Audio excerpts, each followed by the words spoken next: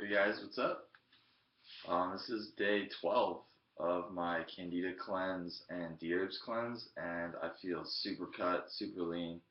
I feel super full of energy, and it's really working. That's all I'm gonna say is that this cleanse works, and it gets you freaking revitalized.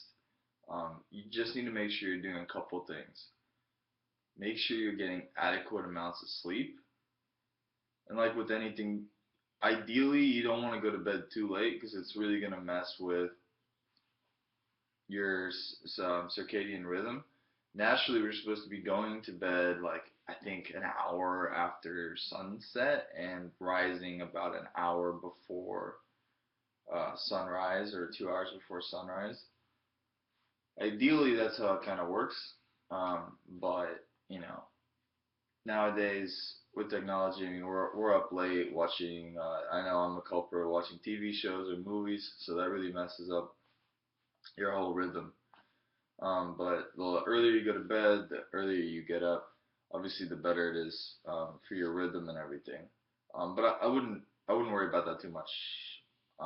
Another huge factor though is definitely circulation of your lymphatic and your circulatory system. I've been keeping that for the last 12 days going pretty well. I've been flushing my system. I do saunas. I've been doing this hot cold shower stuff, hydrotherapy, giving myself lymphatic massages, using a roller to roll out any knots in muscles so I can break up any lactic acid. I've also been just going on walks. Like if I just feel like I need to move or something, your body's telling you need to like move. So a couple really great things you can do are just two things. One, take a walk around the block or a couple blocks, and then when you come back or right before you leave, do about 50 to 100 squats. And these are squats where you start standing up, and then if this is you, instead of squatting halfway and coming back up, you're gonna squat and almost touch the floor. So like your butt is gonna hit the floor, and it doesn't matter what happens with your arms. It doesn't matter as long as as long as your back is like pretty much straight and you're coming down and then back up. You're good to go. Like that's all you need. So yeah, those are some things that you can do if you just need to get your body moving and you haven't been doing that for like during the day. Go to the gym. I advise don't hit the weights because honestly, it's just releasing more lactic acid and you're trying to avoid acid in your body. If you can stay away from any kinds of simplified sugars, that'd be great. I kind of have been delving into nut butters, which some have a lot of sugar, added sugar, and I didn't really put two and two together. So um, for the next for the remainder of the cleanse, I'm gonna just avoid that, stick to the fruits, stick to the vegetables, and stick to the nuts, and stay away from nut butters.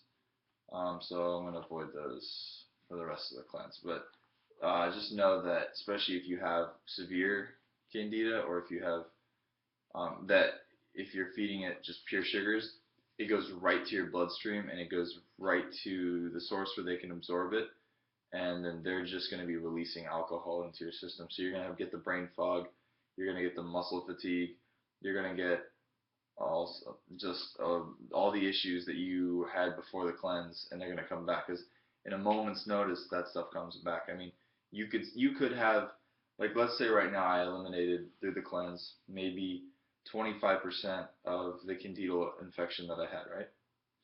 Well, this still means I have 75%. So if I have 75%, which this is just my estimation of kind of how, based on like what I've been seeing come out of my body and how I've been feeling, I think that I still have about 60% of it in my body. Because think about it, your intestines are literally, when you stretch them out, with all the surface area and all the little villi that cover your intestines. If you've looked at an intestinal tract, there's a lot of diagrams online. You got these little bumps inside that absorb all your vitamins, and that's called the villi. And so each villus has like even more little villi on there, and they absorb. That's where all the nutrient absorption occurs.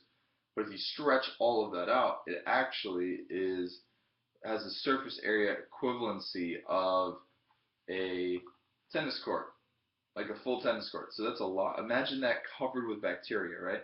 Well, then imagine that covered with yeast, like fungal infection. And if something is given food and something excretes, don't you think that's like, just imagine that. If like most of that was covered in a yeast, like a whole tennis court, and suddenly it releases just, each little every square inch releases just a little bit of alcohol, you probably got like half a bottle of Jack coming into your body when you like eat a ton of sugar.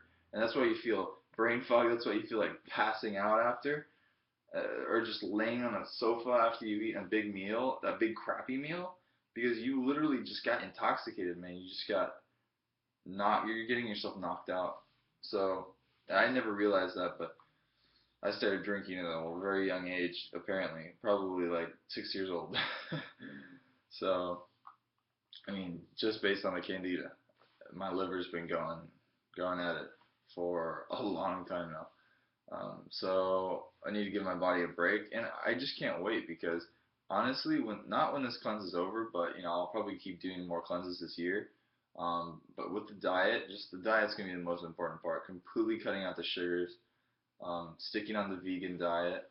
If I deviate a little bit, it's okay, but like if I go vegetarian a little bit, the one big thing I want to stay away from, well, the two big things are the processed foods, no processed foods, and the like meats, no red meat, no fish. I think in terms of protein, I'm gonna wait about, I don't know, maybe a year or two before I introduce any more proteins back into my body, so I know that my intestines are fully healed. And the proteins that I would be reintroducing would be some fish, some really healthy, organic, fatty fishes. Obviously, salmon's a really good option, and some uh, egg whites. No cholesterol, and I think I kind of have like an inflammatory reaction to the egg yolk, which has a lot of other factors and enzymes and proteins and just fats and sugars and a ton of stuff that my body apparently doesn't react well to. But the egg white itself is just the protein. So, and that's just because eventually I want to get back into not bodybuilding, but more like body sculpting, and I really enjoy that. And you do need to be taking in a good amount of protein. And just know that protein is about as taxing on your liver as alcohol is. I didn't know that before, but if you're drinking, if you just happen to be drinking, if you're a drinker, or just a casual drinker, but you also do protein shakes, just know that like when you're doing the protein shakes, you are pretty much knocking back alcohol. It's so be careful. I mean, especially if you're. I made the mistake of doing both things at once, and so the issue with that being your liver is taxed heavily, and I didn't realize it, but I was breaking out a lot, and I realized, wow, like something's going on. So my liver was inundated, and so skin was the next toxin releaser, toxin eliminator. And that's definitely not where you want your toxins to be eliminated from. You don't want any toxins coming out of your skin because that just tells you your body it's pretty much dying. It's the last way to get things out. It's forcing toxins out your skin. That is just really bad. Acne is a horrific sign that you most likely have a gut dysbiosis imbalance in there. I never realized that. And you know what? Doctors are not really taught that. Doctors are only less than a week of nutrition studies that takes place like that, like a few hours. It's just like, what are you doing, man? Your body is nutrition. Without nutrition, we die. It doesn't make sense. If I stopped eating for 3 weeks, I'd probably die. If I stopped drinking water for a couple of days, I'd probably die. And yet, doctors are just taught to pump out pills because that's the sad life that we live in. It's the sad world that we live in. It's all about pharmaceutical industries making bank, and nobody's happy. The people working in the pharmacies aren't happy. I mean, honestly, the CEOs, like, are they really happy? I don't know. Like, can they sleep at night? Who knows? But Apparently they take some other drugs and pills to fall asleep at night, and that helps them get through the next day. And I'm sure they're all like on anxiety medications. You don't need anxiety medications, by the way. Just eat a sound diet and eat healthy and knock yourself out. Knock yourself out with good food. Knock yourself out with really good exercise that exhausts your adrenals in the right way and exhausts your mind. You need to do something for your mind every day. I've realized that making this video is great for my mind. It exhausted a lot of things.